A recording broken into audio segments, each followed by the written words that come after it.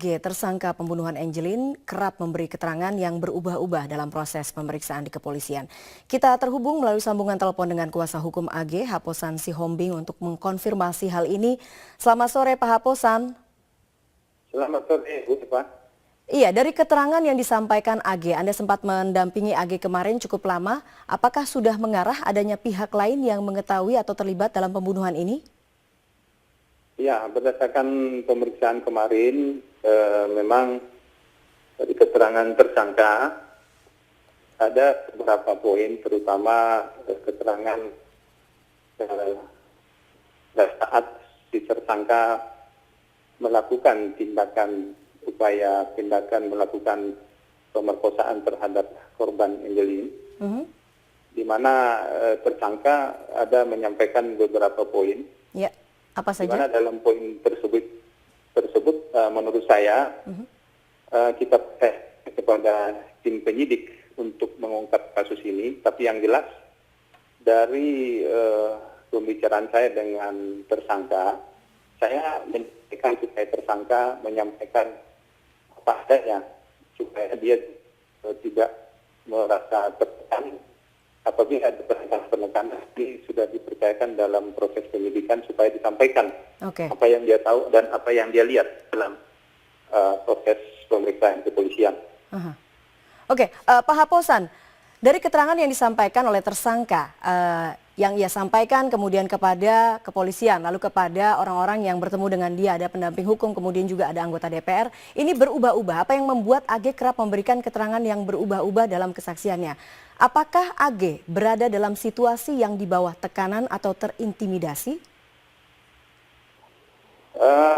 Beva, jadi saya tadi sore juga dihubungi oleh teman-teman media bahwa teman kita dari anggota DPR RI Komisi 3 Faisal Akbar juga sempat ketemu dengan tersangka, dan menurut statementnya si tersangka menyatakan dijanjikan imbalan sejumlah uang kepada si tersangka dengan jumlah yang cukup besar dan akan diberikan katanya tanggal 25 Juni. Itu yang disampaikan tersangka kepada Pak Faisal Akbar. Ya. Terkait dengan berita ini saya baru dengar dari teman-teman media.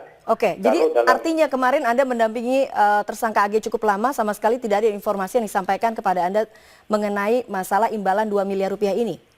Ya, mengenai uang itu tidak ada disampaikan oleh tersangka baik dalam berita acara pemeriksaan maupun dalam komunikasi saya dengan tersangka. Terkait informasi hal ini, apa yang kemudian akan Anda tindak lanjuti?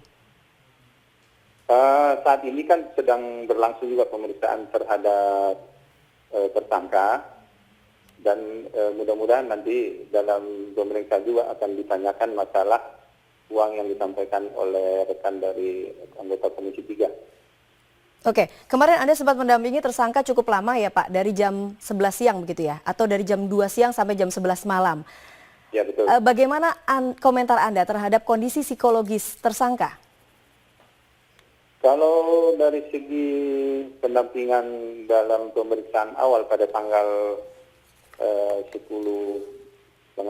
dan kemarin tanggal 12, kondisi dari tersangka cukup stabil dalam menjawab. Dia tetap berjalan seperti apa adanya disampaikan, walaupun dalam beberapa pertanyaan saya lihat dan saya analisa si tersangka ini ada beberapa hal yang masih ditutup-tutupi, dan secara berdua sempat saya sampaikan supaya tersangka menyampaikan bahwa ini kan masalah menghilangkan nyawa orang, apalagi perbuatan pembunuhan terhadap seorang anak yang masih di bawah umur 8 tahun, dan terutama kejadian pada tanggal 16 Mei, di kejadian jam 1 siang sampai terjadinya penguburan di belakang kandang ayam pohon pisang jam 8 malam, yang ada di tempat itu kan hanya ada tersangka, korban Angelin, dan ibu angkat dari Angelin, yaitu Ibu Margaret.